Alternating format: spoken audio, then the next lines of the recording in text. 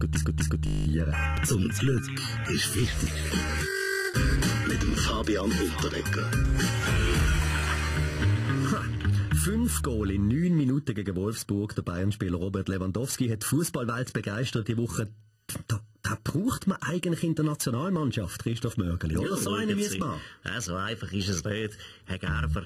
Wir von der SVP importieren vielmehr den Wolfsburg-Goalie Benaglio als Schweizer Grenzwächter. Stellen Sie sich vor, er steht an der Grenze und innerhalb 9 Minuten landet 5 im Netz. Verstehen Sie so einen Mann?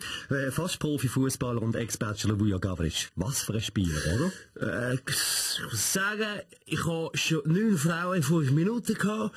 Kannst du dir ja vorstellen, was dann an meinem inneren Kern alles blinkt hat? Der Lewandowski ist im Fußball etwas so, was Sie im Tennis sind, Roger Federer. Ja, findest du? Es geht so, oder? Ich meine, ich habe schon 4 Kinder in 2 Jahren bekommen, oder? 5 Lindschöckchen in 9 Minuten gegessen. 9 Minuten schon. Nationalrat Christoph Blocher, haben Sie ein Spiel auch gesehen? Oh, Gerber. Kinderzeug. Ich habe in 900 Jahren 5 Kriege erlebt und bin nur einmal abgewählt worden. Trainerlegende Christian Gross. Der Lewandowski hat Geschichte geschrieben. Oh, in Wolfsburg rauchen momentan Köpfe.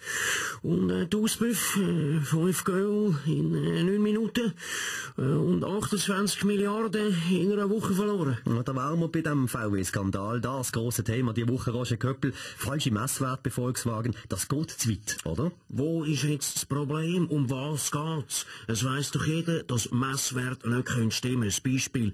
Auch bei mir bei der Weltwoche deklariert mir das so, dass ich der Chef bin und jeder weiss genau, dass es anders ist. So what? Wir sehen, jeder Beschiss kommt irgendwann einmal aus. Ja, Sie freut sicher gerne Nationalrat, Piasse Chiron. Ja, und darum wollte ich auch etwas offenlegen, ein Geständnis. Ich kandidiere zwar für den Kanton Zürich, aber eigentlich bin ich ein Westschweizer.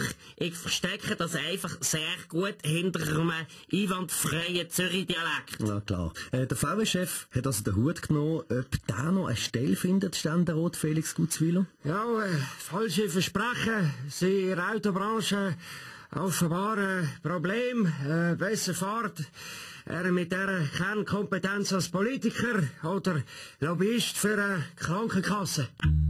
Zum Glück ist Freitag. Mit dem Fabian Unterreger.